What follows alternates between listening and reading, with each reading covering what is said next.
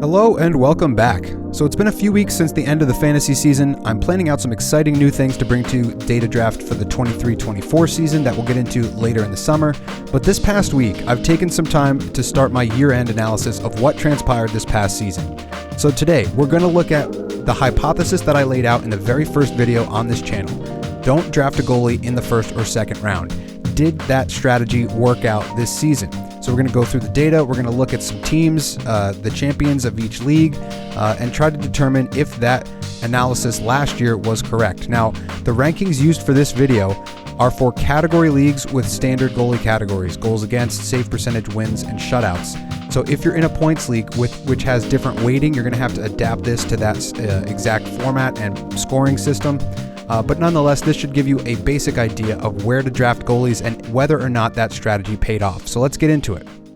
First, let's look at the goaltending positional rankings for the end of the season. You have the rank on the left, the positional rank, which is how this data is sorted. Then you have the preseason rank, the ADP, and how much the particular goaltender changed from their draft position to their end rank. Obviously, Linus Ullmark was the top riser. 142 spots he rose from 146 ADP to 4th overall and G1. But it's also worth noting that 8 of the top 10 goalies were risers. And Ullmark obviously was the number 1, but there were a number of others, including Philip Gustafsson, who was not drafted and ended up G5 and 20th overall. So that was an excellent value play if you picked Gustafsson off waivers. We also see that the 2 goalies that were chosen in the first round, Shesterkin and Vasilevsky, they were still good goaltenders. They finished G9 and G10, but they did regress around 30 positions, depending on which goal you're talking about, to 36 and 43. So let's take a closer look to dive into that rise and fall change data and look at who was disappointing and who was not disappointing. So this change bin is calculated as follows. If this change interval was above 0, that means the player improved. If it was between 0 and negative 15, that was labeled as relatively similar because you didn't necessarily lose a ton of value. They held up most of their value. Yeah, you probably could have got them a round or 2 later than where you drafted them, but they still did very well for you over the course of the season. If they were below minus 15, they were labeled as disappointing because you could have drafted them several rounds later, and that would have been the optimal place to draft them, and you drafted them way too early, and you lost out on a better quality player in that position where you were drafting them. So you'll notice that 2 of the top 9 goalies actually improved relative to their ADP, and you're looking at Ilya Sorokin, who went up 20 spots, and Jake Ottinger, who went up 31.8 spots to 13 and 11 respectively, and G2 and G3 overall. So the top 3, Ullmark, Sorokin, Ottinger, those were the best goalies this year, and 2 of those were actually drafted within the first 4 rounds or so. But the rest of these guys were disappointing, and we'll get into some of these players in just a second. But then you'll notice that there's this cutoff where everyone else, except for Carter Hart, which is, kind of negligible. He was close to that relatively similar mark, and that's not necessarily, that negative 15 number is relatively arbitrary. It's just sort of like a round and a half later than where you drafted them is probably where you would say they weren't disappointing. You could maybe make the case that given where he was drafted, Hart was not that disappointing. So everybody below this line wasn't necessarily disappointing. And let's take a look at that in more detail. So this is sorted by ADP. It shows us the rise and fall amount of each goalie compared to their draft position. So similar to what we just looked at, but this is showing you the magnitude of the change from ADP to end rank. You can see this green line that I've added here. This is the delineation. So almost every goalie taken from the 5th round on, or the end of the 5th round on, so 6th round and further down, was a net positive and improved relative to their draft position. Now you'll also notice in this range down here, 7 of these 12 goalies finished in the top 12 for their positional rank. Vanacek was 11th, Ronta was 12th. So 5 of the 12 down here finished in the top 10 of the goalie positional rank. So that goes to show you that you can find top 10 level goaltending deeper in the draft. You don't need to look for it at the top end of the draft. And if you do look for it in the top end of the draft, there's a high probability that you're going to swing and miss on these picks. Now, above this line, obviously Shesterkin, Vasilevsky, even Saros was not necessarily a bad goaltender at all. Saros, you could make an argument, was a great goalie. I owned him on my personal team, and he led me to the championship. He did regress 25 spots, but he ended up 64 and G13, which is not bad at all. And he made up for a lot of his, statistical deficiencies in terms of volume. So he played a ton of games, over 60 games this season. And because of the fact that they were banged up at the end of the year, they didn't necessarily win as much, and his stats kind of took a hit because he was having to make 40 saves a night.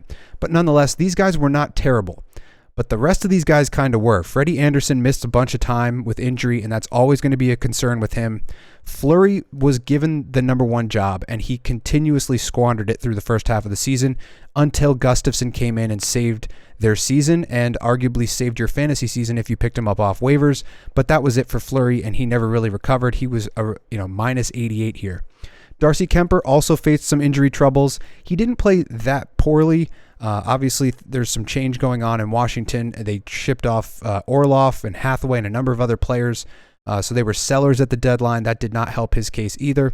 And then you have Tristan Jarry, who was only really good from November until December. Then he got hurt at the Winter Classic and was never really the same throughout the rest of the course of the season. And he dropped almost 80 spots to 146 at the end of the season. Now, injuries are a factor in a lot of these regressions, but they also must be factored in when you're planning your draft, because an injury to a star forward is less likely to be catastrophic for your team because they represent a smaller percentage of the forwards that you have on your team. But a goalie represents about 33 to 50% of your goaltending if you have two or three.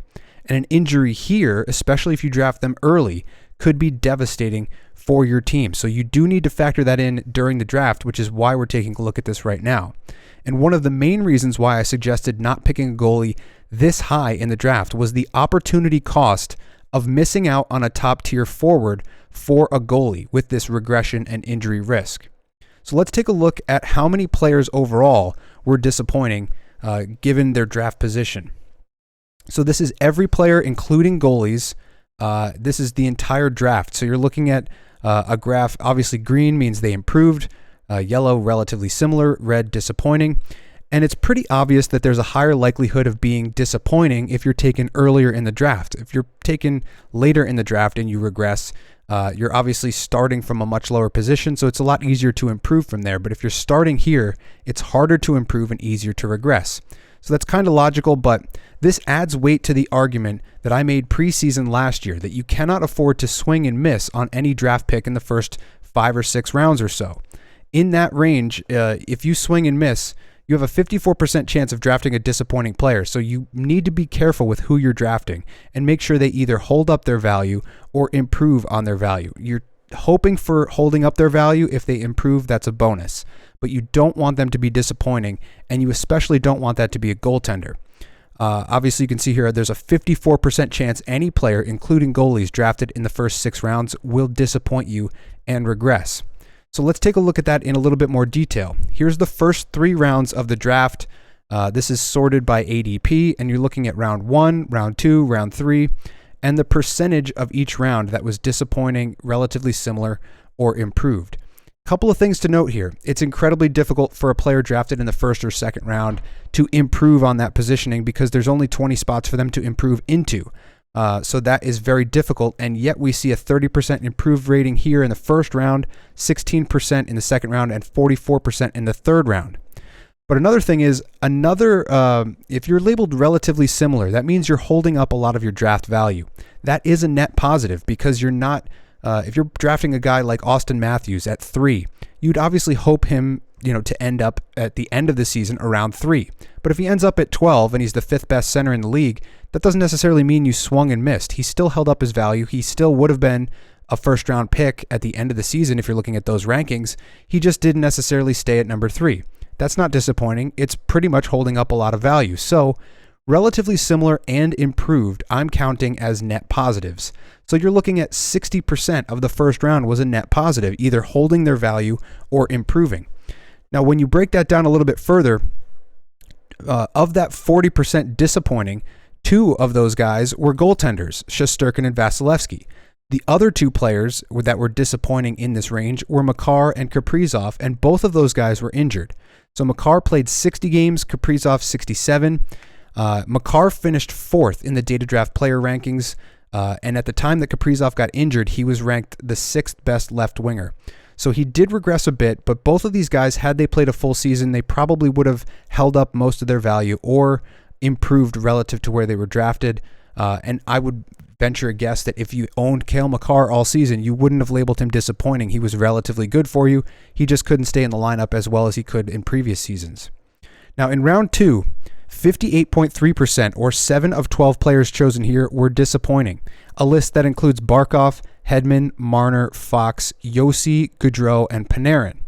Now of those players, Marner was a top 10 right winger, Fox was the 11th best defenseman, Josi was the 6th best defenseman. So those guys were still reasonably good for your team if you drafted any of those 3 players, but they did regress.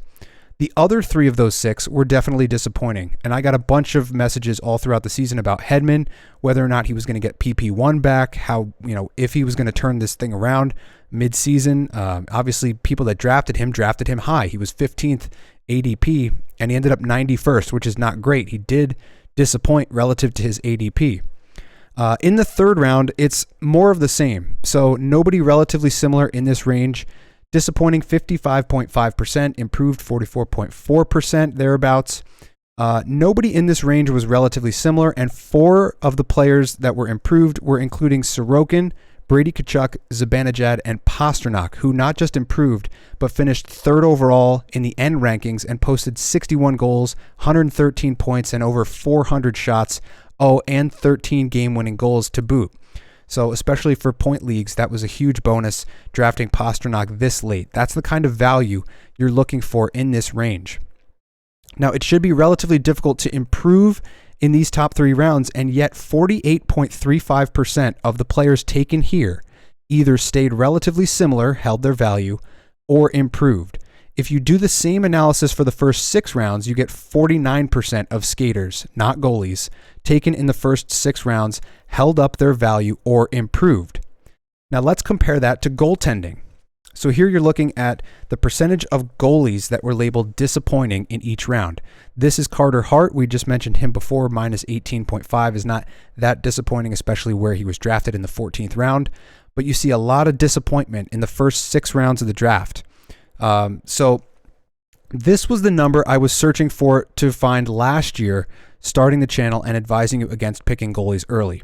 So the amount of goalies in the first 6 rounds who were labeled disappointing, 70%. The amount of skaters in that same range who were labeled disappointing, 51%. So goalies are 19% more likely to disappoint compared to skaters if you take them in the first 6 rounds. So that is the heart of the data draft goalie strategy. But wait, there is more. So let's look at leagues that I was in this year and some other data draft member leagues and the top 3 teams from each league and see where the most successful managers picked their goalies. So this is the THHL. This is the main money league I'm in and the league that I featured in my analysis for the Don't Draft a Goalie in the First Round video. And the takeaways here, nobody who finished top 3 chose a goalie early and missed.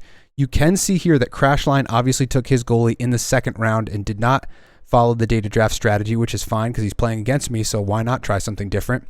But he's very good at picking these goalies in the 2nd or 3rd round. He's been doing it for years consecutively, and this is one of those cases where it is a risky strategy, but if you're skilled at finding the right goalie who's not going to regress in this range, it can work. The odds just aren't in your favor, as we saw in the previous slide. Now, I drafted Jari with my last pick in the 4th round at the turn of the snake, and that one didn't pan out. But I chose him late enough that it wasn't a death blow. Had I chose him in the 1st or 2nd round, I would have missed out on some of these other players that I had, including Pastrnak, and that would have killed my entire season. But I also picked up Philip Gustafsson off waivers mid-season, and he ended up 20th overall and G5. In addition to that, I made a trade for UC Saros, who was drafted 35th overall, and he was my G1. He helped carry me to the finals, and that obviously put me over the top as he was playing great down the stretch as well. So a waiver goaltender and a guy I traded for were my main 2 goalies. None of these goalies I drafted were on my roster at the end of the season. Blackwood obviously didn't pan out. Matt Murray didn't pan out. He was part of a trade that I made for Saros in a roundabout way. But then you look over here, Toe Dragons, finally in 3rd place team, but he set a record in our league for most consecutive wins. He had a 14 or 15 week win streak. and he just got a little bit unlucky in the playoffs, but he had the exact right thought process. He just picked the wrong Boston goalie in the 5th round. Now, Swayman was not bad at all. He ended up 32nd overall and G8, which was a 28 spot improvement from where he drafted him. But his crown jewel was drafting Vanacek in the 15th round at 180. He improved 130 spots and finished 50th overall and G11. So I was thinking the same type of thing when I picked Blackwood. I thought Blackwood would be the better of the two goalies. He knew better because he's a Devils fan, and he picked Vanacek, and that worked out really, really well for him. So let's take a look at the next league that I was in. This is the Data Draft League for the Discord members. So if you're looking to get involved in the Discord, you can get access to this league, a very competitive league. We had a lot of up and downs throughout the season. I started really well, faded a bit, and I had to climb my way back into it. I did end up winning. This is a 10-team league. I drafted Sorokin in the 4th round. That was a huge home run in that range. To get Sorokin in the 4th round is huge considering where he was drafted. Tristan Jarry didn't work out, but that was not necessarily that big of a deal because I did have Sorokin, and I was able to pick up other goalies off the waiver wire to complement that. May the Forsberg be with you. Hit a home run in the 8th round with Connor Hellebuck. That's exactly what you're trying to look for. Anything after the 6th round, find a goalie with a ton of start volume, a little bit of risk, but obviously a guy who's done it before. Connor Hellebuck has won a Vezina in the past. He's up for the Vezina this year. So it doesn't, swinging and missing on Quick and Carter Hart is not the end of the world when you have a goalie like this and you draft him this late, because that opens up these offensive players for you. Obviously, Quinn Hughes, Gensel, Pasternak, Ekblad didn't play great, Draisaitl. So excellent work there. Also, take a look at some of these deep plays. Carlson in the 12th, Nugent Hopkins in the 14th. So that is another key strategy that we'll look at in another video. For C. Krakalak, he didn't follow the rule. He knew the rule because he was part of the Discord group, the Data Draft Discord group. So he saw the video, obviously, and wanted to do something different. So he picked Shesterkin 16th, which is actually a little bit value. He only dropped 20 spots from there. So it wasn't the end of the world doing that. But what really set him apart and set him up for the season was this Colorado tandem, which I did mention in the goalie tiers video, that you would want to target both of these guys if you had the opportunity. He did that in the 14th and 15th rounds, and that paid off really well for him. So these are the top 3 teams of the Data Draft League, and obviously he did pick a goalie in the 2nd round, but it mainly worked out because he paired him with these 2 goaltenders taken this late. Now this was the Faceoff League that I was in. This is the scoring format, so you can see some of this stuff. Wins are very heavily valued, along with shutouts, and you get points for total saves. So for our goalie discussion, Nashty, he struck out on Thatcher Demko. A lot of people did. I was high on Demko going into last season. He didn't work out, but he hit a home run with Connor Hellebuck, who ended up G1 in this league format because of the points down here. Merzlikins swing and miss, but it's not really that important when you have the number 1 goalie overall. I came in 2nd. I picked Markstrom, swing and a miss there. Jack Campbell, swing and a miss there. I was trying to go for wins. That didn't pan out. And John Gibson would have normally been a swing and a miss, but he actually finished up, I believe, G15 for this league format because he was getting shelled, and he was making 35, 40 saves every game, and you get half a point per save. So it is worth mentioning that you have to look at your point format before you make your decisions in terms of goaltending heading into next year's draft, because this is a little bit of a quirky format, and a guy like Gibson would not have any value in a category league, but in this league he did. Now the 3rd place team, Saros in the 6th round is excellent value. Kemper in the 8th is not bad at all. Carter Hart in the 20th, not bad at all. And then you see he hit a couple of these deep league plays. Verhaeghe, Niederreiter was decent. Brock Nelson, not that bad either. And a lot of you'll see a lot of that going forward. A lot of these deeper round picks did end up working out for a lot of these owners. But for the goaltending purposes, in this league, the team that picked Vasilevsky at 5th overall finished 10th. The team who picked Shesterkin at 6th finished 5th. And the team who picked Anderson in the 3rd round, the only other goalie taken in the top 3 rounds, they finished 7th. So none of the top 3 teams chose their goalie earlier than the 5th round, and those that didn't finish in the top 3, although 2 of them did make the playoffs. So you can have relative success if you take your goalies early, but you won't finish top 3, which is the goal. You want to give yourself a chance. If you're playing for money, you want to give yourself a chance to either get your money back or win some money. Now, this was the random other league I was in. If you remember back to the preseason, I did a video explaining how I had 3 drafts on the same exact night. That was because I was put into this league, automatically from last year, and I didn't realize that was going on, so I had no time to prepare. And goalie-wise, we're not going to go too deep into this one, but you'll notice all 3 top teams didn't pick their goalie earlier than the 4th round. Saros, Hellebuck, Kemper. I don't know why I chose Jordan Binnington, but I'll never do that again. And then, some of these guys, it's irrelevant when you swing and miss this low on a guy like Merzlikins, especially if you can get your goaltender this high, and then you can, filter in with some goalies off the waiver wire. Now, on top of all of that, in this league, the guys who picked Vasilevsky and Shesterkin finished 7th and 8th respectively. So those are the 2 guys that were typically going in the first round. Those 2 teams finished 7th and 8th, so not a lot of success there. Now, this is our Discord group. This is Nate's league and what ended up happening in his league. First place, he picked his goalie in the 5th round, the 18th round, and the 22nd round. Hellebuck in the 5th was a huge home run for this team. Logan Thompson was a huge home run at the time until he got injured. Merzlikins was a swing and a miss, but it doesn't matter when you have those 2 guys playing for you. This is really interesting. This guy in 2nd place picked their 2 goaltenders right off the top, Shesterkin and Vasilevsky. And on top of that, they picked Landeskog in the 4th round, and he didn't play a single game.